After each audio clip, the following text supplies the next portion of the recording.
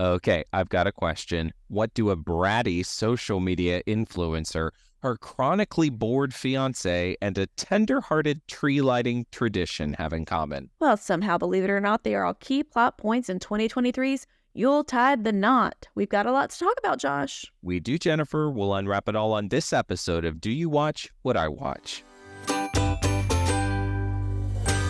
We open to some soaring shots of an absolute winter wonderland. It's a place in a rural community, a mountain town by the name of Pineview.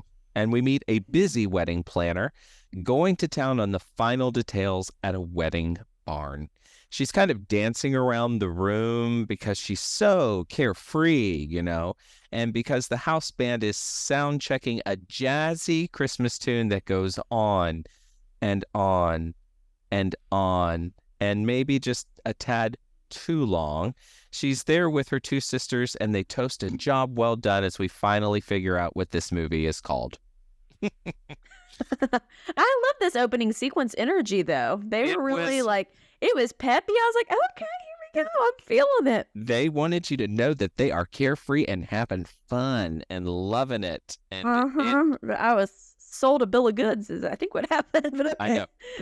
Maybe this missed this much too long, though, however. Yeah. Anyway, it's Thanksgiving, we come to find out, and our female lead, her name is Rachel. She's hanging out with her really cute family. She notices there's an extra spot at the dining room table for Thanksgiving, and oops, the doorbell rings. Dad's there with a gigantic platter of bread and a new girlfriend. It turns out Mom passed away and the three sisters were all adopted. Over dinner, they reminisce about Christmas traditions, and Rachel absolutely loses it when Dad suggests they carry on their mom's popular town tradition, which involves lighting a Christmas tree, singing songs she wrote, the whole 9 yards. The sisters talk Rachel off the ledge, and she decides to go off to apologize for ruining Thanksgiving dinner. But the sisters knew about it. Yes, the sisters did know about it. And they knew she would freak out about it. So instead of giving her a heads up, they let the, not spill the beans, spill the bread platter at Thanksgiving dinner. That was our solution. Maybe they thought she'd hold it together better in front of everybody, but she didn't. Right, exactly. Because we all know that the best time to drop paralyzing family news is right in the middle of a gigantic family celebration. Yeah. Cheers to that. Exactly. Yeah. Rachel's going through some old stuff, and she finds a memory box of old pictures, including a picture of a guy named Logan Reynolds. She keeps getting this unknown caller call interrupting her trip down memory lane. She finally decides to answer the phone, and it turns out it's this bridezilla named Susan, who is an influencer, who is demanding a wedding in Pineview that she is to coordinate in 27 days, as in on Christmas. Susan is from Go a lot. She's wearing a lot, yeah. She's wearing a huge necklace that reads angelic, which is the exact kind of necklace that you have to wear when you are not angelic. And Susan keeps referencing her manager. The fiance is bored beyond belief. Like, literally, the actor that they hired to play Susan's fiance does this the whole movie. Josh is looking down, and his eyes are rolling in the back of his head. I didn't really know what his face looked like. I couldn't pick him out of a lineup because they have him. His phone is in front literally of him like this. He's busy texting or playing Sudoku or something on his phone the whole time. Chatting other babes. I don't know what he was doing, but he could not be bothered to care about any of it. Didn't care less. I don't think he uttered one word. Is that so they didn't have to pay him? I think that's exactly what it is. Yeah. No. They didn't have to pay him. Anyway, it's time for a cake tasting. Caroline, Rachel's sister, is the baker in town, and she's setting things up. A guy struts in, and what do you know? It's Logan, Susan's manager, and of course, Rachel's, former beau from high school. He offers a handshake, which says a lot about where things are right now. Susan says they'll be working together, Rachel and Logan, so that should be perfect. And it's clear where all of this is going. We are decorating cookies a little bit later, and the sisters unpack why it didn't work out between Rachel and Logan. They hear piano playing, Wonder what's happening. And it's Rachel's niece, who is this really cute child actor, this really cute girl. She's learning to play a cute song that their mother wrote about Christmas and family and tradition and warmth and all of the things. We get a cute sing-along, which might have changed my opinion, Jennifer, on the sound of children singing. Might. I literally wrote, the sing-along bit is sweet, but Josh, it's another child singing. How do we feel? I immediately thought of you.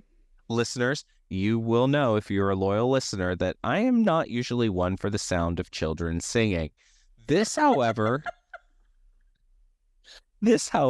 was actually kind of sweet, especially given the fact that the song had such meaning to the family. So I will overlook that it was a child singing it. There you go.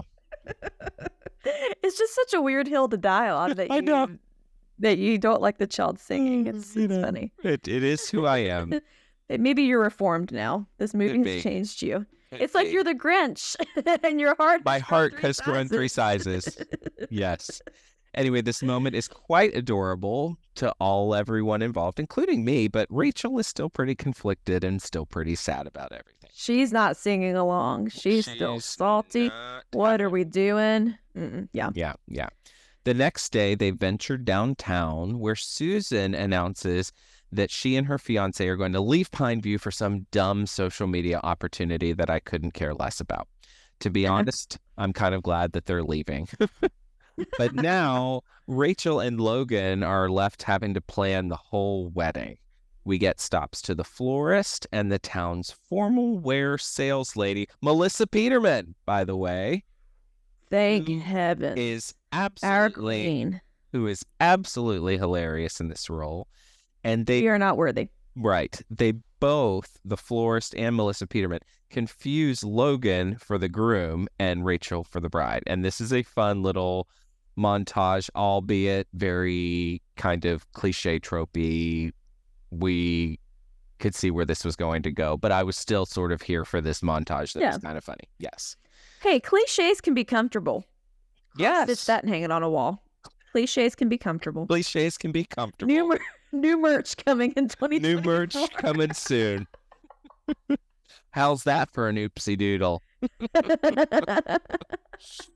Anyway, as you would expect, if they're going to go to a formal wear shop, Rachel puts on a wedding dress and he has a tux on. So here we go. They look like $1 million, and she stumbles in her heels right into his arms, and the tension, the romantic tension between these two is palpable, or at least they want you to believe it's palpable.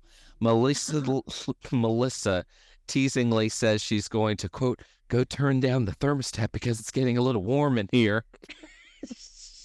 She's so funny.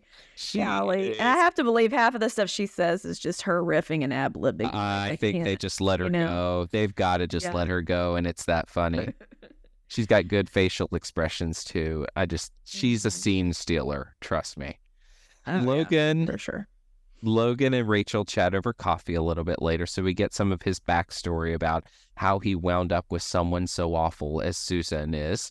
Rachel's niece and her grandfather, so Rachel's dad, go off to buy a Christmas tree at the local farm, which is, of course, owned by Logan's parents. Yes, so Rachel's dad hurts his back in the process. Uh-oh. So Logan... Another dad hurting his back. We just had this with Daddykins and Christmas with a Kiss, and now there's another dad on the line, and there's a dead dad at To All a Good Night. The dads can't catch a break this season. Not this season. No, it's like a bingo card. Dad with crisis. Mm-hmm. Yes, exactly. Mm-hmm. We should do a bingo card for season 3, by the way. That would be a fun thing. Yeah. Anyway, so Dad hurts his back in the process of the whole Christmas tree thing. So Logan, of course, steps up the plate to help. They get the tree home, and Logan is super eager to help set up the tree with Rachel and her family because he has nothing better to do, I suppose. Cue a Christmas tree montage. Later that night, the niece falls asleep. Rachel kisses her goodnight, and then she discovers Logan strumming the guitar by the tree, and we get a fireside sing-along to another original song about Christmas. It's like everyone in this small town knows all these special little songs that Rachel's mom apparently wrote back in the day. I guess she must have had a book out, but In this scene, the fire crackle audio was so loud. Like, I mean, okay, so you're having these, oh, we're gonna sing, we're falling in love. It's like, like, so distracting. Jennifer, they were just trying to bring you into the ambiance of the moment. It was terrifying. I was like, I'm gonna get singed by being so close to this fire. Anywho, they sing with quite perfect harmony, I thought. And I've got to wonder, Jennifer, what did you think of all of the original songs that we were getting in this one? Well, they all went, they were all too long. They were songs. They were there.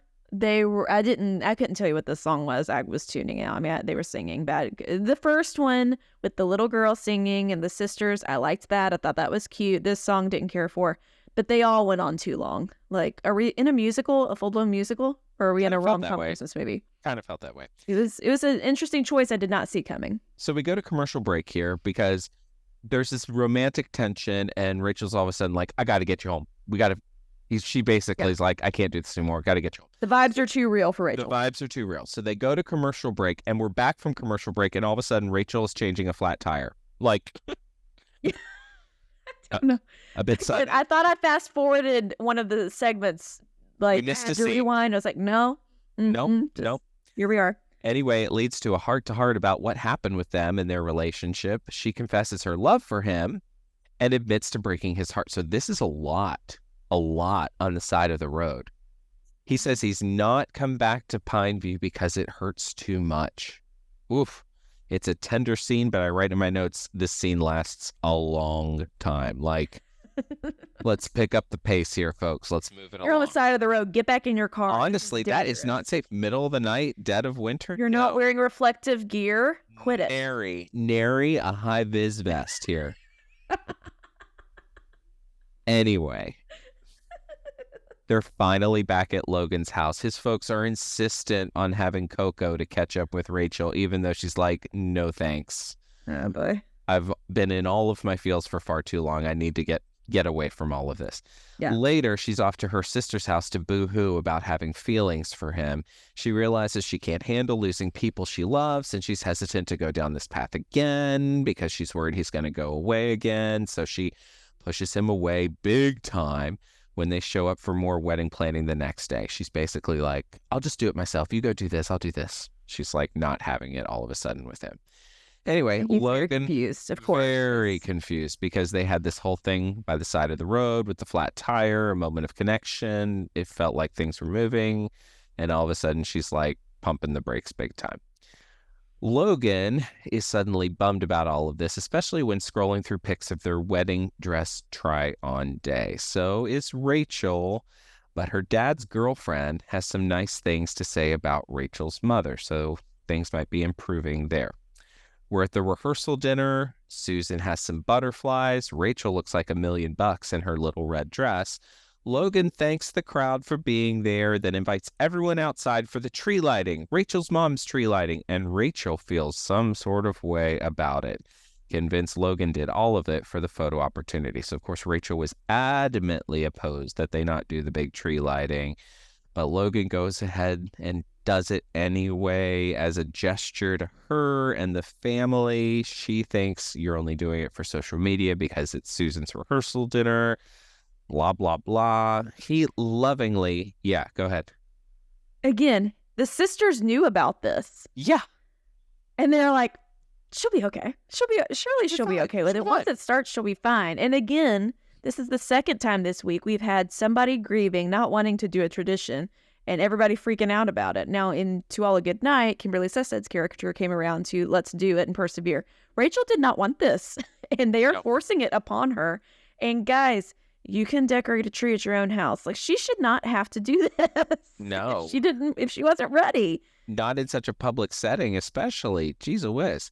He lovingly, even though she's mad, he calls her on it publicly in front of everybody, telling her she's got to feel her feels. Anyway, Dude, you've been back in my life for what, a week or two? a literal minute. Maybe A literal maybe minute. 3 weeks if they were planning the thing the whole time of December. But step back, take several seats, sir. I will grieve at my own pace. And in that type of emotion, she bolts off to the barn to brush her horse and finds her mother's songbook. I'm sorry. What? Just that line. It's true, but just when you were growing up, did you ever think one day you'd be on a podcast and then you'd have to talk about things like she runs off to the barn to brush her horse? No, no. So silly. This scene is so silly because she runs off to brush her horse and she finds her mother's prized songbook stashed in the tack box, which is like so dirty. If you've ever been to a horse barn, a tack box is the dirtiest place, and you would never put something as precious as that in there. But for some reason, it's hiding in. You need to laminate that thing. Please, Good grief. honestly. Digitize it. Honestly. Her dad talks some sense into her. Rachel has a big change of heart, and they stage an idyllic, impromptu, and perfectly harmonic sing-along. Like, it just all came together in the span of apparently like 45 minutes, and it was just this brilliant moment with everybody. But I had to love that it was like the sisters and all the people in the family singing, and the husbands of the sisters were like nodding along because they didn't quite know the words to the song, so that their mother-in-law had Songbook's written. been in the barn the whole time. Exactly. They're all just doing that The thing. words if they wanted to. It's like when you're sitting at church and they decide to do a new song, and you're doing that thing where you're like, and you just try to pick up on the words as it goes. Yeah. Even when they have this words on the screen at my church, I'm still like, the melody can be a little weird if it's new. Yeah. So Yeah. I've heard somewhere if you just mouth the word watermelon, it's supposed to kind of make enough enunciations and forms that it looks like you're really Yeah. imbibing Yeah. and that you're in the moment. I don't know if that's accurate or not, but that's Or what if I you're heard. like me during worship, you get a little bit overconfident in your knowledge of the song, and you jump to the bridge when they're not quite ready to jump to the bridge, and you start like, Yeah. You gotta tone it down. You gotta read the room. read the room. Story of my life there. Anyway, back to the movie, and it's Christmas. Everybody is celebrating. Rachel's a new woman. She makes amends to Beverly, the girlfriend of her dad. Susan shows up to town, and whoa, she called off the wedding? Huh? She just decided she's not going to do it. She had her own change of heart after seeing the real love moment that Logan and Rachel had at the rehearsal dinner last night. Susan gifts Rachel the veil that Susan saw Rachel eyeing at the store, which I thought was kind of a sweet moment. And the fiance never says a word in this entire thing. It's so great. You can see his like eyebrows and upper cornea. That's all you can see because Yeah, he's on his that's phone. literally all we got. Logan shows up to the wedding venue. He says home isn't a place, it's wherever she is. Okay.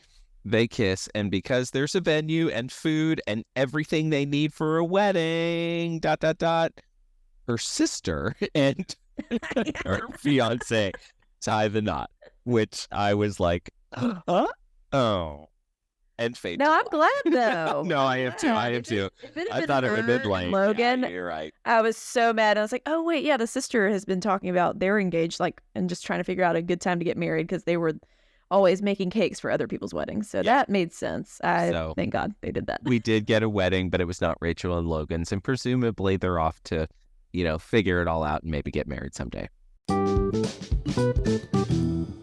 Okay, it is time for our gold or coal segment where we each bring 3 gifts. I don't know why I sounded so country segment in that line, but here we are. If there's more gold, it's a wedding for the ages. If it's more coal, it's a jilted bride. And if it's a tie, it's just a Merry Christmas. Josh, coming to you first.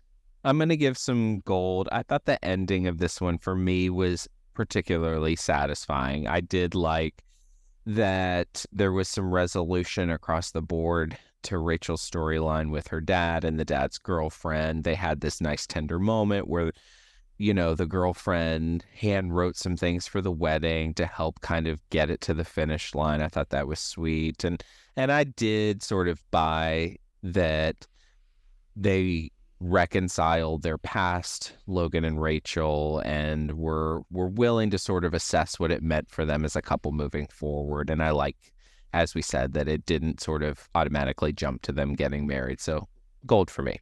Gonna have to give some coal. Shocking.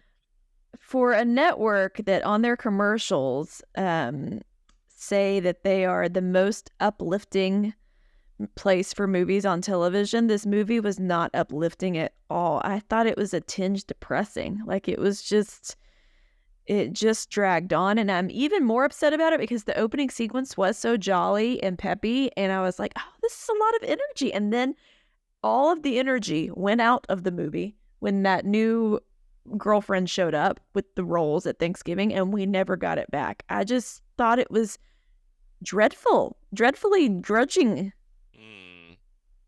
Was that bad? No, I can see some of that. Yeah.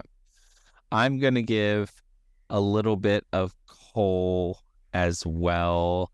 I thought that this movie was pretty predictable, right? Mm-hmm. You could kind of see where it was going to go. There wasn't a whole lot of intrigue to it. You could tell they were sort of priming the pump for her to have to get to this place where the Christmas tree thing was going to be able to happen, and she was going to have to process all of this grief and all this other business. You sort of saw where it was going from go, and I kind of wanted there to be a little bit more surprise or a little bit more interest for me. Yeah. I will give some gold, and I would say I liked the sister relationships. It kind of gave me Little Women vibes. Like, I didn't like that the sisters kept hiding things from Rachel, but I liked when the sisters were together and chatting. I thought they had some really cute chemistry there. So I will give them gold. Yeah. Some gold for me. I did like, and I see your point about it not necessarily being uplifting, but I did appreciate the plot line of Rachel's grief throughout the entire thing, where she really had to sort of feel the feels of anger. We saw her feeling that. We saw her feeling sad. We saw her feeling disillusionment and confusion. Kind of all of the things that go with textbook. Yeah. All of the things that went with grief. Like, it was not one dimensional, and I do appreciate that there was some depth to that as a subplot for her. Sure. What's my last thing? She's contemplating everybody. I am, because I had what I was going to say. I hadn't. Okay, yeah. Cole, too much singing. I'm sorry. The singing went on too long every time. I liked the singing bits, like especially with the mom's songs with the tree lighting. I thought that could have been really sweet. It just went on too long where it was uncomfortable for me. Yeah, especially for a movie that doesn't have a soundtrack associated with it. Like, I get it. If you're doing The Greatest Showman and there's going to be like a soundtrack that you can go find on Spotify, but or if it was on like CMT or like one of these other music networks and they're doing a Christmas movie, BET, any of them, that would make more sense. But no one's going to Spotify to look for the soundtrack to Yuletide the Knot. No, not happening. Unless Melissa Peterman was singing, then you know what? Another bonus, Cole. Not enough Melissa Peterman. Wanted more. She's such a hoot every time she's on screen that you're right. Like, she steals the scenes. Nobody else stands a chance. Exactly. So. Bottom line on this one, score is 3 gold, 3 coal. We're going to call it a meh re-Christmas. Not great, not awful, just kind of in the middle of the road, right? I can agree with that. I forgot about this movie as soon as I was done watching it. But not an awful one, right? Not as bad as it wasn't Ladies of the 80s. Like, it had a decent story to it, but you're right. Not one that I would ever want to watch again necessarily. Don't you dare talk about Ladies of the 80s again to me. Still bitter. And that, friends, is another episode of Do You Watch What I Watch? Special thanks to Nick Schwartz for writing our theme song, and of course to you for taking the time to listen and watch our podcast. Hey, if you like what we're doing on the podcast, be sure to review, subscribe, and tell a friend. We're on Facebook and Instagram, so give us a follow there. Leave a comment. You can also connect with us on our website at doyouwatchwhatiwatch.com. Next time, we're back to Hallmark Channel to recap and review Sealed with a List, and here's the plot summary. This holiday season, Festive Carly sets out to conquer her list of abandoned resolutions from last year. Aided by co-worker Wyatt, she finds love and the confidence to chase her dreams. We will have much to discuss, and until then, may your days be merry and bright. We'll see you soon.